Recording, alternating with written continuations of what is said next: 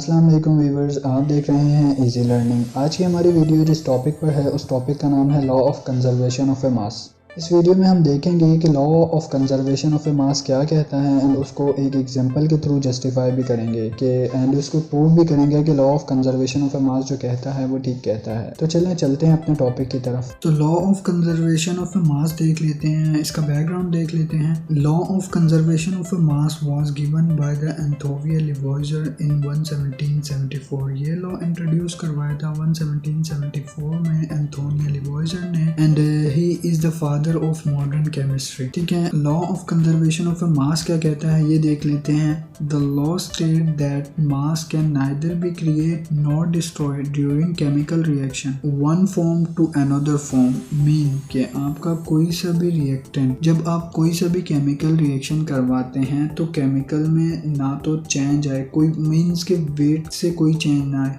आपने अगर 8 ग्राम कुछ भी रिएक्टेंट में रखा है तो आपका प्रोडक्ट भी 8 ग्राम ही आएगा, उससे ज्यादा नहीं आएगा, उससे कम भी नहीं आएगा। ना तो वो क्रिएट होगा और ना ही डिस्ट्रॉय होगा। According to this rule law of conservation of law के तहत आपका reactant is equal always equal to product. ठीक है, सेम नीचे भी है। The law means that in a chemical reaction the total mass of a reactant is equal to the total mass of the product. Example है, if heating 10 grams of calcium carbonate CaCO3 produce 4.4 grams of carbon dioxide CO2 and 5.6 grams of calcium oxide। इसको simple जो है वो elaborate कर लेते हैं। Mass of reactant is equal to the mass of a product है CaCO3 10 grams हमने जैसे पिछली एग्जांपल थी हमारी and 4.4 grams of carbon dioxide मिल रहा है उसमें से एंड जो है वो 5.6 grams ऑफ CaO मिल रहा है। ठीक है, तो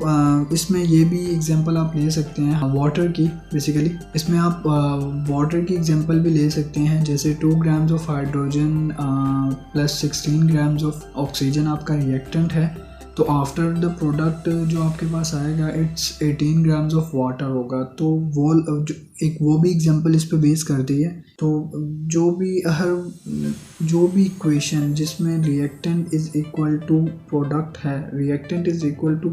है तो वहाँ पर law of conservation of a mass जो है वो बेस करता है बेसिकली। तो आफ्टर ऑल प्रूव हो गया ये लॉ है एंड इट्स पॉसिबल के the law of reactant is equal to the mass of the product. ठीक है, the observation are in agreement with the law of conservation of a mass. ठीक है, ये बात प्रूव भी हो गई है कि जितना अगर आप रिएक्टेंट लेते हैं अगर उतना ही प्रोडक्ट भी आएगा। तो अगर ऐसा हो जाता है तो law of conservation of a मास होगा।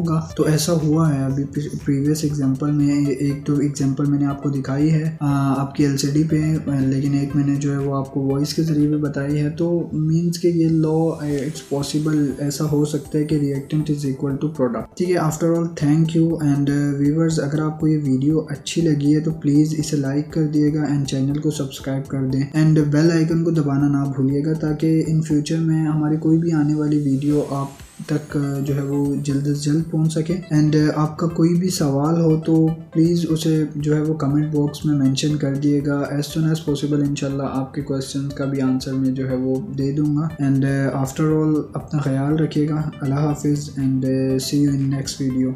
Take care of yourself.